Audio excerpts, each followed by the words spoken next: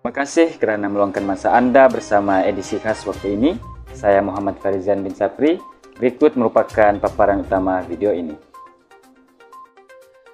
Dewasa ini, kejadian jenayah yang berlaku amat membimbangkan semua pihak dan ia berterusan menjadi perbincangan dan perbahasan dalam bidang yang berkaitan oleh para akademia, profesional dan pihak yang terlibat dengan pembangunan.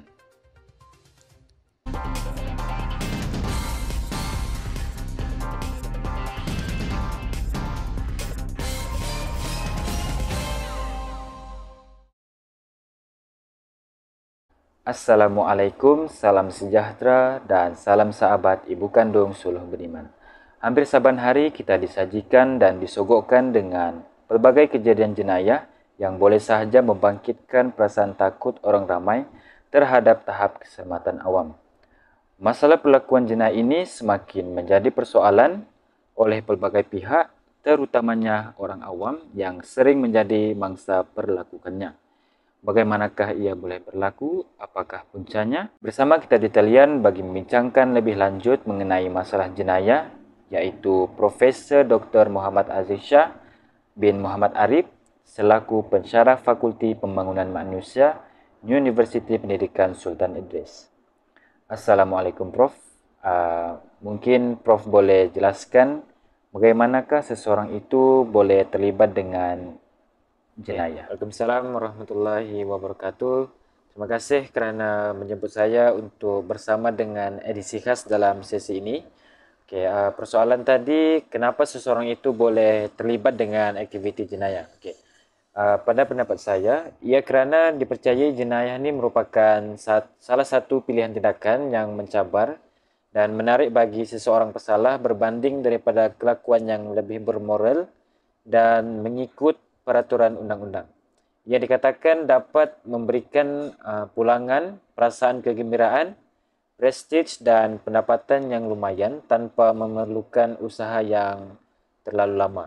Dalam arti kata lain, kejayaan melakukan aktiviti jenayah ni yang sentiasa berada dalam situasi berbahaya dikatakan sebagai edge work yang memberi perasaan kegembiraan. Walau bagaimanapun, bukan semua kegagalan diri ini mengakibatkan punca berlakunya jenayah. Malahan berlakunya jenayah ni boleh dikaitkan dengan beberapa teori penjenayhan, iaitu yang pertama, teori pilihan rasional, di mana teori ini menunjukkan bahawa si penjenayah akan memastikan pulangan yang diperoleh hasil daripada rompakan adalah tinggi dan risiko kegagalan adalah rendah. Tahap rasional jenayah yang dilakukan juga adalah berasaskan kepada perancangan yang rapi di mana masa rompakan hendaklah berlaku sepantas yang mungkin bagi mengurangkan sebarang risiko yang akan diterima. Teori yang kedua pula adalah teori aktiviti harian, di mana teori ini terdapat dua perkara bagaimana kejadian jenayah ini boleh berlaku. Pertama, berasaskan kepada perkiraan yang diambil oleh si penjenayah terhadap risiko-risiko yang bakal dihadapi. Ini bermakna si penjenayah sudah mengambil kira aspek persekitaran dan kegiatan harian yang berlaku di kawasan terbabit seperti penghuni yang tinggal di kawasan terbabit, kawasan pekerjaan mereka, pengunjung yang biasa datang ke kawasan tersebut, bila dan ketika aktiviti sosial dilakukan, serta mengetahui bila dan siapa sasaran mangsa jenayah. Yang kedua adalah kejadian jenayah biasanya berlaku ketika hari bekerja ataupun ketika mereka pergi membeli belas serta jangka masa mereka akan pulang ke rumah. Ini bagi memastikan tiada saksi akan melihat kegiatan mereka. Teori yang ketiga adalah teori aktiviti dan gaya hidup, di mana berdasarkan teori ini yang menyentuh tentang gaya hidup seseorang yang boleh memberikan peluang baginya untuk menjadi mangsa jenayah.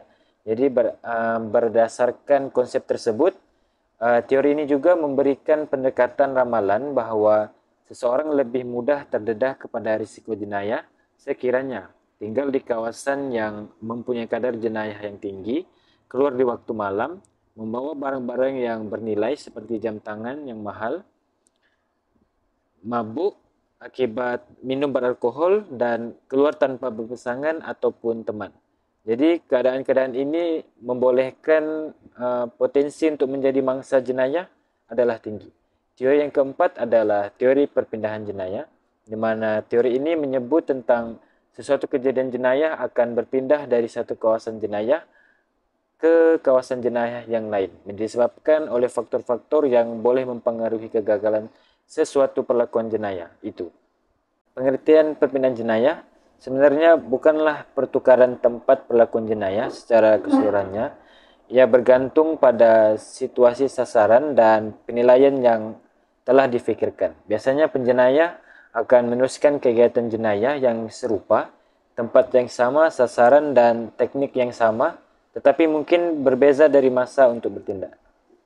Berdasarkan faktor tadi, jelaslah bahwa peratus kejayaan sebarang perlakuan jenayah boleh dikatakan adalah disebabkan oleh faktor persekitaran mereka. Baiklah, terima kasih Prof. Saya rasa pun Prof telah menerangkan dengan lebih jelas mengenai permasalahan ini. Dan terima kasih kepada Anda kerana setia bersama kami dalam edisi khas.